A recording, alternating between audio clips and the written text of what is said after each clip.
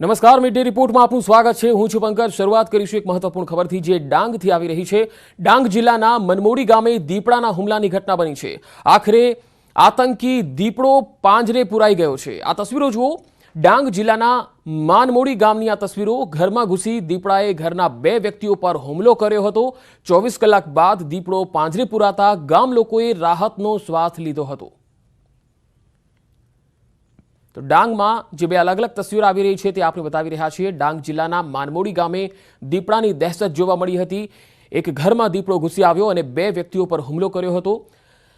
જે પહેલી તસવીર છે દીપડાને પાંજરે પૂરવામાં સફળતા મળી અને બીજી તસવીર આપ જોઈ રહ્યા છો એ ગઈકાલની છે જ્યાં ગઈકાલથી આ દીપડો ઘરમાં ઘૂસ્યો હતો। ત્યારબાદ આસપાસના વિસ્તારના લોકોમાં ફફડાટ હતો। વધુ માહિતી સાથે સંવાદદાતા નિશાંત ડાંગથી જોડાશે। નિશાંત, આ દીપડો આખરે પાંજરે પુરાયો છે, કેવી રીતે સફળતા મળી અને કેવી રીતે આ દીપડો આ ઘરમાં ઘૂસ્યો હતો? જી પંકજ, ચોક્કસથી વાત કરવામાં આવે તો ડાંગ જિલ્લાના માનમોડી ખાતે જે દીપડો છે દીપડો ઘરમાં ઘૂસ્યો હતો અને બે વ્યક્તિ પર હુમલો પણ કરવામાં આવ્યો હતો। ઈજાગ્રસ્ત વ્યક્તિઓને સારવાર અર્થે હોસ્પિટલ ખાતે ખસેડવામાં આવ્યો હતો। જ્યારે દીપડાને પકડવા માટે વન વિભાગ દ્વારા પાંજરું ગોઠવી દેવામાં આવ્યું હતું ઘરના બારણા પાસે। ત્યારે 24 કલાક બાદ દીપડો પાંજરે પુરાયો છે। જી નિશાંત, આ જે દીપડો છે એ ઘરમાં ઘૂસ્યો હતો, બે વ્યક્તિઓને પણ ઈજા પહોંચાડી છે, તેમની હાલત કેવી છે?